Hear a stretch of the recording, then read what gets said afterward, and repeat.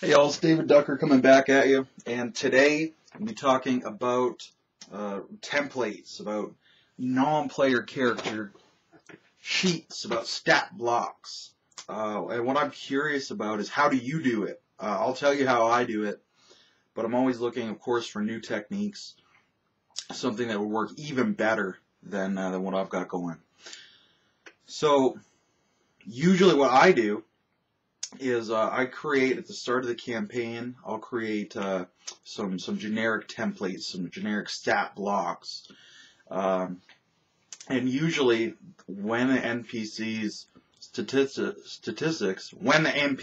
statistics, if you will, are the most valuable, are the most crucial, when they're really going to come into play is when they're directly opposed to the player character stats.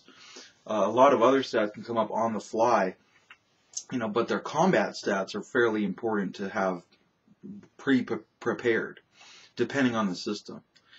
So I'll usually go through and I'll make all my basic archetypal fighters. So I'll make my big strong fighter, the power fighter. I'll make my big fat fighter, the tough guy who won't go down. He cannot be knocked down or body slammed. And I'll make my my fast, agile fighter, the cruiserweight, the guy who might not take a good hit, and might not give a really good hit, but he's hard to hit, and he hits you a lot, and he moves around the battlefield a lot. So I'll make that guy up, and then so I got that three-way triangle, and then I'll make a balanced character. He's a little strong, he's a little tough, and he's a little fast. He's a jack of all traits, and I'll play test them against each other to make sure they're all about the same power level. And then usually what I do is I'll use those for everything they ever fight. But it's not like a monster or like a really unique NPC. So anything that they fight is going to be one of those 4 templates, one of those 4 stat blocks, with minor alterations on the fly.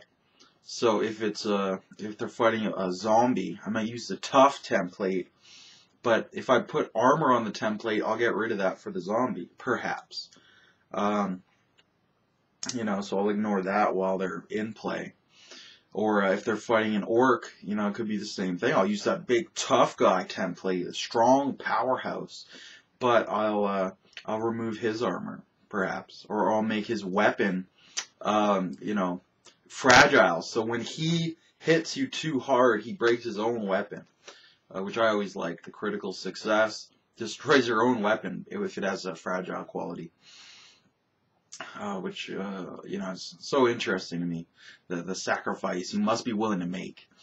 And then if they're fighting perhaps an elf, I'll use that fast template, and in the case of an elf, I might even boost the strength a little bit, because elves might be, in my setting, a little stronger than humans when you're comparing that body type. A skinny, short human and a skinny, short elf, the elf might be stronger because that's like his normal body type. And, they don't have any kind of like penalty to strength in a lot of systems. So that's usually what I do off the bat, and then I'll make whatever other combat templates I might need. That'll depend a lot on the system.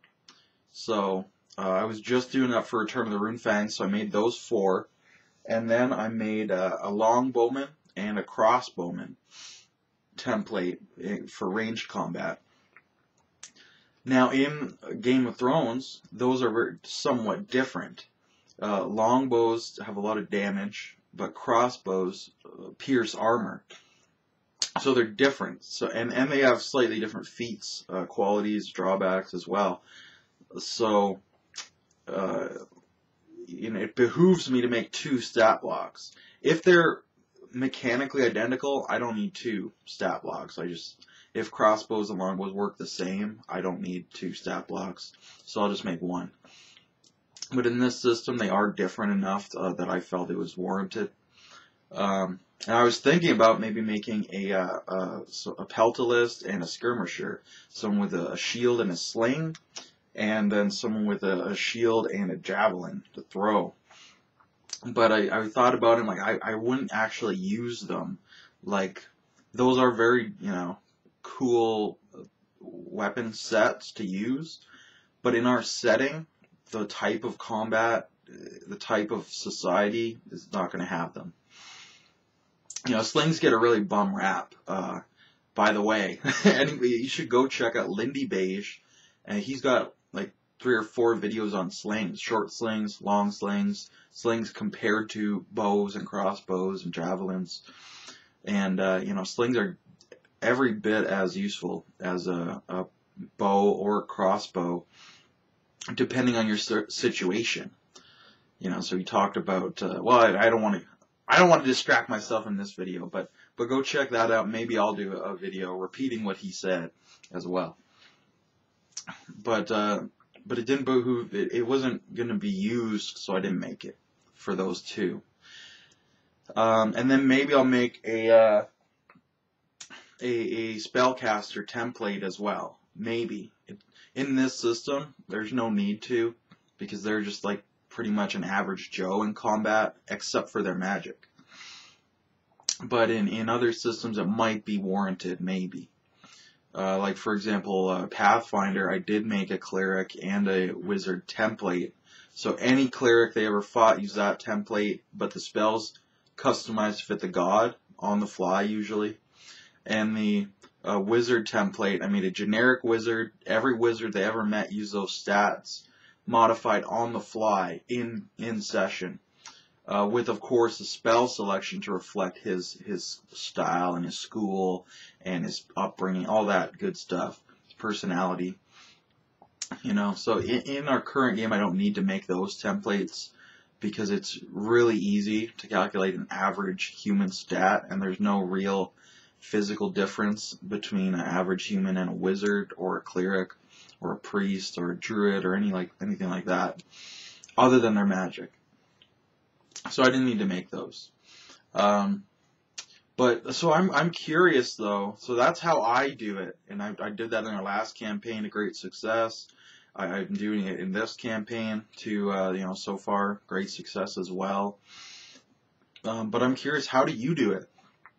If you're running a far future game, do you have a commando with a shotgun who's good at like getting up in somebody's face, and he's got a shotgun and maybe a knife, a combat knife, or some combat gloves? Yes, the combat gloves with the brass knuckles built right into them. Oh baby.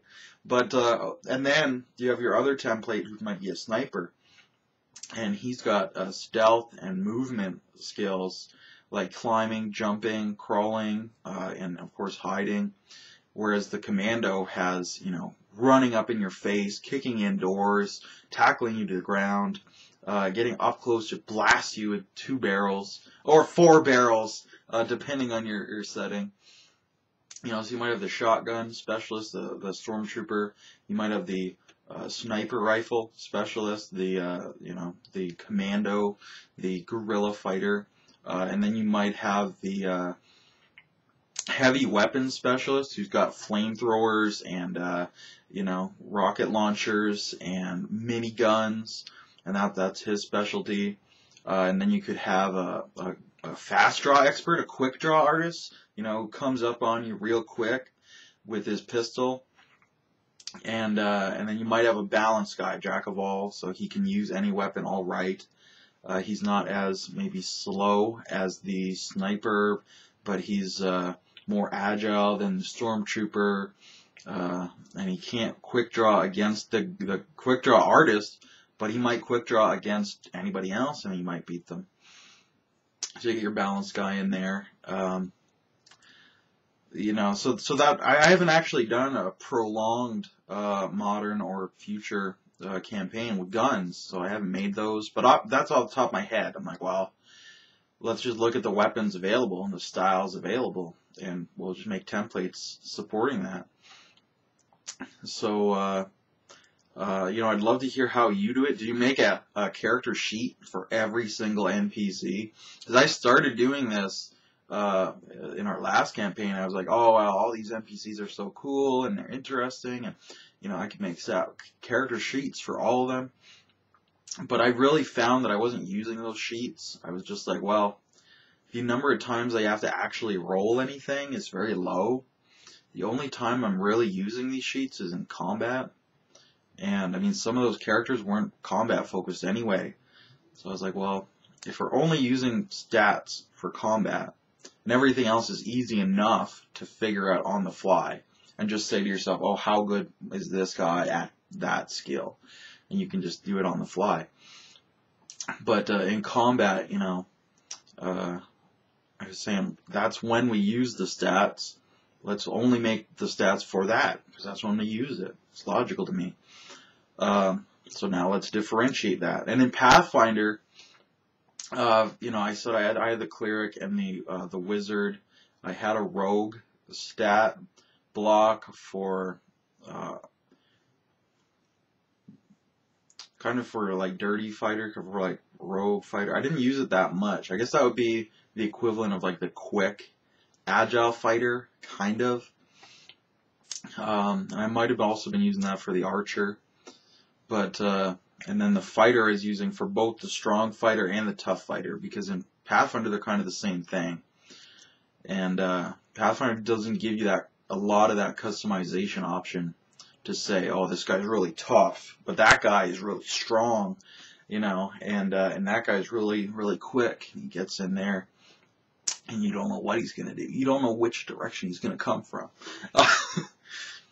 So for Pathfinder, I had 4 blocks, but it was like fighter, wizard, cleric, and rogue. Whereas in our current game, I've got, you know, the powerhouse, big man, the high flyer, or the you know, quick nimble fighter, and then the jack of all trades. Whereas Pathfinder is so generic, I could only have a jack of all trades. I couldn't really customize to the degree that I wanted to. Now maybe I'm judging it unfairly, and if I went back to it, it would be different. You know, maybe I'd be able to use that tool a little better now, but at the time, that's certainly how I was looking at it.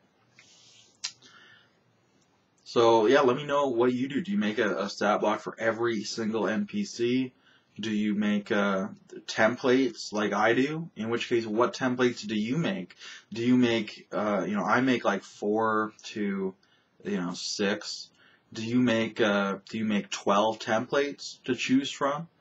How do you scale them? In Pathfinder, I had to make 4, but I had to make them like 3 times. I had to make a level 4 guy, and a level 8 guy, and a level 12 guy, because the progression is very linear in that. Whereas in our current system, Game of Thrones, I really do just have to make like 4, because, you know, the best fighter in the world is still the best fighter in the world. It doesn't scale up like that. It's not that long a curve. You know, Pathfinder is this long curve, whereas Game of Thrones is like this. It's like really sharp curve. So anything I need to do to modify their level, it can do on the fly, because their level is just their fighting ability, their skill at fighting.